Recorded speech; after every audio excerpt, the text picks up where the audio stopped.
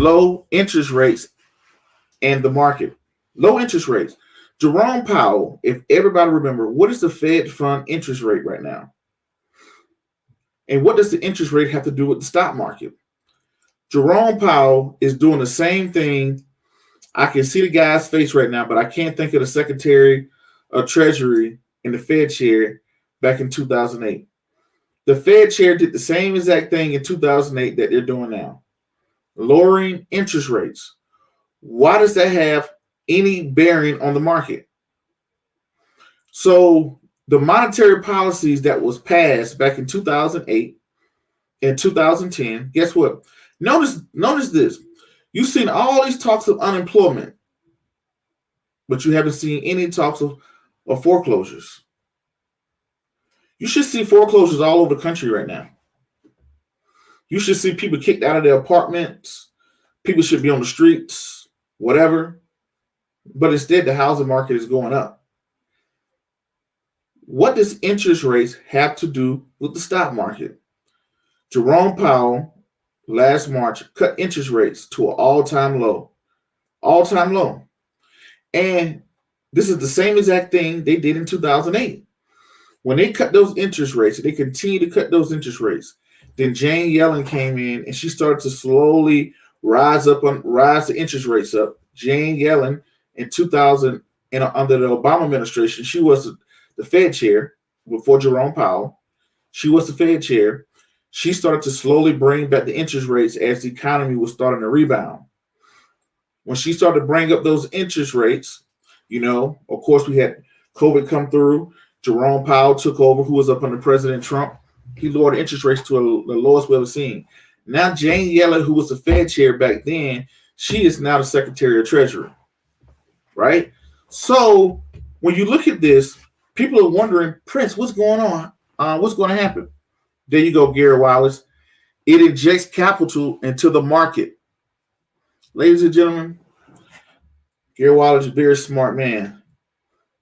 When they lower interest rates, these monetary policies that I saw in 2008, back then, I couldn't comprehend. I didn't know what it really meant. I didn't know what a Fed chair was. I just know it was a bunch of old, powerful people up in Washington making decisions who probably had trillions of dollars, right? But now I understand that when the federal government was cutting interest rates and the federal government was stimulating the economy, that was my opportunity to move into the market. I didn't understand back then. I was like, well, I don't know. I don't want to lose my money. I saw the stories of people losing their money, losing everything. So now I walk back into 2000, now coming to 2020, I'm seeing the same replay. I'm seeing extremely low interest rates, and I'm seeing an all-time high stock market. Jerome Powell, how do we know with the monetary policies that we had last year that we're not in 2020, that we're not in the start of a new bull market? So interest rates. So Gary Wallace says cheap money. So what happens with interest rates, when you have very low interest rates in the economy, it forces people into the market. For prime example, a savings account is not keeping up with inflation.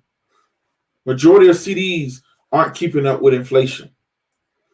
Where can I put my money today to match or beat inflation? It's only three places: real estate, stocks, business. That's it. Real estate, stocks, business. More people are flocking into the market because they can't make money anywhere else. On top of that, we have the biggest increase of accessibility to the market than we've ever had. What do you mean by accessibility?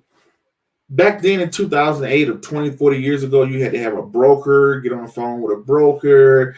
You had to do all this stuff, all that fancy stuff. Now, today, anybody with a phone.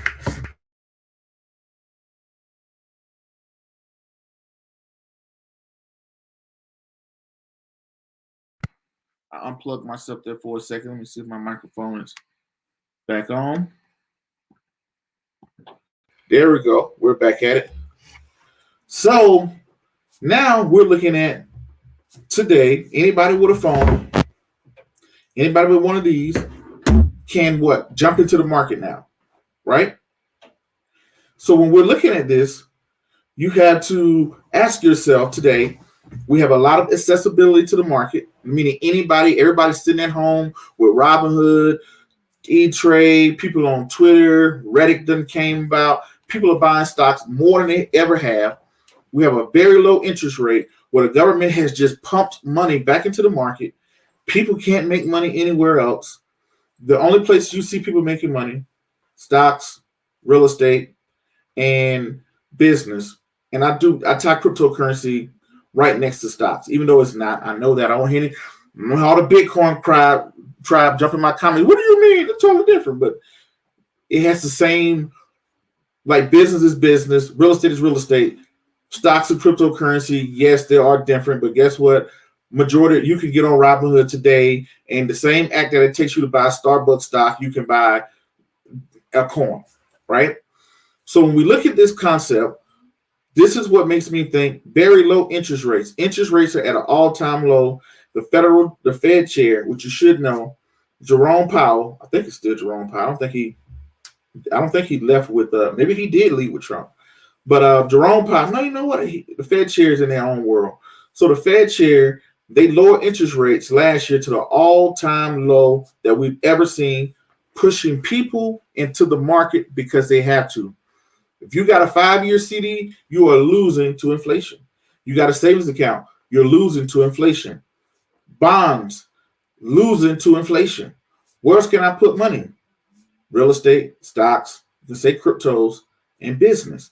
That's it. You have this big injection of capital to whatever you want to do. Here I am trying to double my money. I'm trying to see what's going on. I have to go to the market, right? So now when you see all these things, these very low interest rates, people are now, you tell people to save and budget, that's out of the window. What do you mean? Okay, I'm budgeting, I'm saving, but I'm still losing because guess what? I'm not even keeping up with inflation. So all these people are now turning towards investing. This is the exact thing that the Fed chair wanted to do. All right.